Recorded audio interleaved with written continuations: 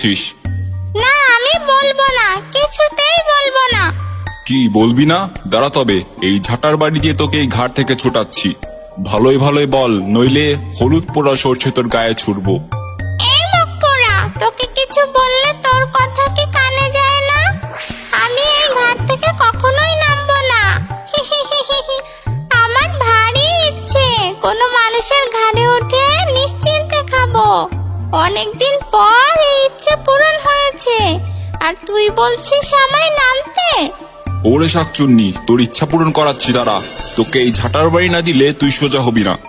অমল গেল শ্বশুর বাড়ি, শাকচুন্নির গায়ে ঝাঁটার বাড়ি। ওরে মুখ পোড়া ওঝা, আমাকে তাড়ানো তোর কম্ম নয়। ভালোই ভালোই চলে যা এখান থেকে।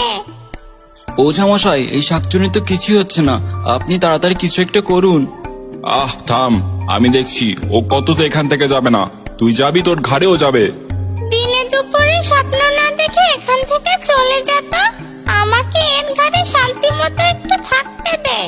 দাঁড়া শাকচুন্নি, তোকে এবার এই বাটা হলুদ পোড়া সর্ষে মারলাম তোর গায়ে জোরসে। ওরে বাবা, এ কি দিলি রে আমার গায়ে? আর দিস নে, দিস নে।